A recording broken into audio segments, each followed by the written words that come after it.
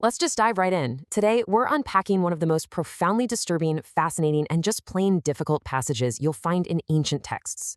1 Chronicles 21. We're not just looking at some dusty historical footnote here. We're looking at a massive, agonizing moral dilemma that forces us to look right at the heavy burden of leadership and the messy reality of human suffering. We're going to carefully walk through the story of King David's census. It's something that seems like a completely boring, mundane administrative decision, right? But it ends up triggering an unimaginable national tragedy. 70,000. Just take a second and really let the sheer staggering magnitude of that number sink in. The text literally states, "So the Lord sent a plague on Israel, and 70,000 men of Israel fell dead."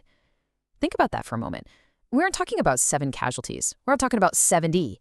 This is 70,000 fathers, husbands, brothers, and sons. Just gone, in the blink of an eye. In the ancient world, a number like that is a catastrophic demographic collapse. And honestly, seeing a number like that brings us directly to the core mystery of this whole narrative. Why? Why did 70,000 people have to die for one man's decision? It's a question readers and scholars have been wrestling with for thousands of years. You have this one leader, King David, he gives an order, and as a direct result, an entirely disproportionate number of everyday citizens pay the ultimate price.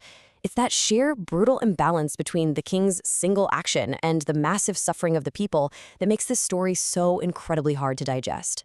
Which, leads us right into the most agonizing human element of the text. What did these people actually do? The families that were torn apart, the wives who suddenly became widows, the kids who lost their dads overnight, what was their crime? It's human nature to want justice, right? We want a straight, logical line between the crime committed and the punishment handed down. But here, the source material just leaves us staring into a void. By all accounts in the narrative, those 70,000 people were just going about their regular, daily lives. Okay, so let's trace exactly how this catastrophe unfolded. Step 1. King David orders a census of Israel. Step 2. His military commander, Joab, who's normally totally loyal, actually pushes back hard and warns him against doing it. Step 3. David ignores the warning, insists on it, and the census gets completed. And then step 4. Almost immediately afterward, David's conscience kicks in, he's deeply troubled, and he realizes he's made a massive mistake. Now, looking at this, it seems like a perfectly normal government task. Governments count their citizens all the time. So why this apocalyptic fallout?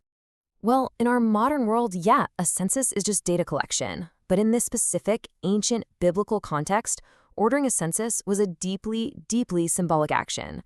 Scholars point out that David's order marked a dangerous shift in his reign. It was this massive act of pride. It was an assertion of self-reliance, a way to flex his military muscle. By counting his troops, he was basically saying, look at my human strength, look at my numbers, rather than showing reliance on God. It was a serious spiritual and political red flag. So once David realizes his grave mistake, he's hit with this terrifying, stark, multiple-choice ultimatum. God actually offers David 3 possible judgments. Option 1, 3 years of famine. Option 2, 3 months of brutal military defeat by his human enemies. Or, option 3, 3 days of a deadly plague. Talk about an impossible choice. Facing this, David decides he'd rather fall into God's hands, hoping for divine mercy, than fall into the hands of ruthless human armies. So he chooses option 3. And the outcome of that choice is profoundly grim. A devastating plague spreads like wildfire throughout the nation of Israel. For 3 agonizing days, this deadly sickness sweeps through communities, and it leads directly to that massive, incomprehensible death toll we talked about at the very beginning of this explainer. The sheer speed and severity of the judgment leave the whole nation reeling. And honestly, it forces anyone reading the text to just stop in their tracks and confront the absolute horror of the situation. This brings us face to face with a massive moral dilemma. It's probably something you're feeling right now as we talk through this. Can innocent people suffer because of another person's actions? How on earth is it fair that a king makes a mistake, yet thousands of his subjects are the ones who die? This isn't just some ancient theological riddle. This is a very real, universal question about justice and fairness that resonates deeply with pretty much everyone's human experience. Because it vividly illustrates how our deep human interconnectedness bridges antiquity right into our modern day. Think about it. In the ancient context, a king's proud census leads to 70,000 dead citizens. In our modern context, a drunk driver makes a reckless, terrible decision and a completely innocent family is killed. Or a corrupt leader starts an unnecessary war and thousands of everyday citizens suffer the horrific fallout. The scenery has completely changed, sure, but the harsh mechanism of consequence, it remains exactly the same. Our choices violently ripple into the lives of other people. The absolute core principle here is this: our choices impact others, and sometimes in ways we could literally never imagine. The source material is emphasizing a fundamental reality of the human condition. We do not exist in a vacuum. A person's actions, and listen, especially the actions of someone wielding power or influence, they almost always affect people way, way beyond the individual who actually committed the wrongdoing. Now, recognizing that human choices have a ripple effect, that doesn't just magically erase the discomfort of this story's immense scale. Which brings us to the absolute hardest philosophical question surrounding this whole text. Does this make God evil? Because the consequences here were ordained as a divine judgment, right? And we can't just shy away from the controversy that sparks. When 70,000 people are wiped out, it is entirely natural and expected for readers to question the morality of the divine force behind that plague. When we look at how different audiences approach this, we really see two very distinct perspectives. Skeptics argue, and quite clearly, that causing the deaths of 70,000 people appears fundamentally cruel and unjust. They see it as entirely unacceptable collateral damage. Believers, on the flip side, point out that within the biblical worldview, God isn't seen as a human making decisions, but rather as the ultimate creator and sustainer of life, to whom all life actually belongs. But, and this is important, the sources note that even for a lot of believers, that theological answer doesn't easily wipe away the deep emotional difficulty, the grief, and the genuine pain embedded in this narrative. Which brings us to what I think is an absolutely crucial turning point in the story, captured perfectly in this quote from King David. When David actually sees the destruction unfolding, he doesn't make excuses. He doesn't try to shift the blame to his advisors. Instead, he cries out, "I am the one who has sinned and done wrong. These are but sheep. What have they done?"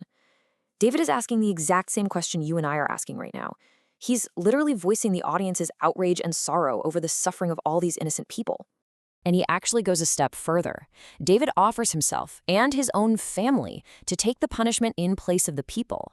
This reveals the crushing, terrifying weight of leadership. David finally, painfully understands that no one fails alone. When you sit in a seat of power, your mistakes are never just your own. They are paid for by the people you are supposed to protect. It is a devastating moment of clarity for the king. So it all pulls together into one central takeaway: the ripple effect. As the text forces us to confront, life is deeply, unavoidably interconnected. Leaders affect their citizens. Parents affect their children. Individuals affect entire communities. Nobody makes decisions in total isolation. Whether we want to admit it or not, the power we hold in our various roles carries an immense, heavy responsibility for the well-being of everybody around us. As we review this ancient account, whether you view it as strict historical record, a theological lesson, or just a really profound moral challenge, we have to remember one absolutely crucial fact. Behind every single statistic are real, breathing human lives. The suffering of those 70,000 families in the narrative was very real. Their loss is a stark reminder that when we read ancient texts, or even when we're just looking at the modern daily news, we cannot allow massive numbers to numb us to the individual human tragedies they actually represent. Which brings us to the end of our explainer today, but honestly, not to the end of the conversation. Because the source material completely refuses to give us a neat, easy answer here. And so we're going to leave this profound question for you to deeply consider.